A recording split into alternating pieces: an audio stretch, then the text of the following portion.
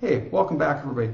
Let's go ahead and take a look at our last branching diagram together. I want you to think all the way back to the beginning of this lesson. Now you remember everybody, at the beginning of the lesson I asked you to generate a list of ideas of characteristics that, for example, a frog, a snake, a koala bear, a rabbit, and a child had in common. What are some of their differences? So we're going to come back to that as we go through this branching diagram. Let's take a look together. Now you see I have my primary line already on my PowerPoint here on my slide. I also have my branches here, and then I have those little red segments. That's where I'm going to put some characteristics. So I have everybody my frog. Then after my frog I have the snake, I have the koala bear, I have the rabbit, and then I have the child. Now let's go ahead and look at the characteristics, and I want you to think about the characteristics that you came up with versus my characteristics. So here we go. First one, air breathing, ability to live on land. Now you'll notice everybody, all those organisms are above that. They can all do that. Then I have gives birth on dry land and has dry skin. So you notice the frog is underneath that, so that means everybody, because the frog is before that, the frog is not going to give birth on dry land, nor is it going to have dry skin. After that, I have gives live birth. And you'll notice the snake and the frog are before that. So that means that the snake, as an example, gives birth on dry land, has dry skin, it's air breathing, and it has the ability to live on land. The frog is air breathing, and it has the ability to live on land, but neither of them gives live birth. Then the next one, it says, babies develop fully inside the mother. And you'll notice, everybody, that the koala bear is actually before that. Why?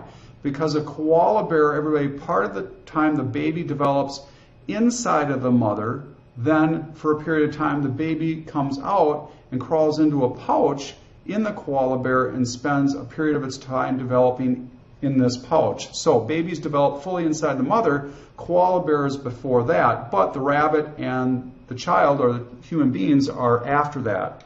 Next, I have bipedalism. Bipedalism means upward locomotion, or standing up locomotion. So it means that they walk on two hind legs, or two legs, for example. So you'll notice that rabbit is before bipedalism. Why? Because a rabbit crawls on all fours. However, human beings, we stand upright, we walk on our legs, so we are bipedal. Now, what I want you to kind of do as we go through this last piece of our review here is keep these things in mind. The order in which things happen along our branching diagram. It says all organisms above this point give birth on dry land and have dry skin.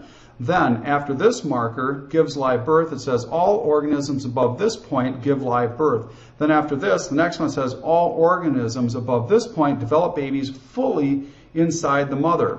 Then after this point, all organisms above this point walk on two legs. Again, that's bipedalism.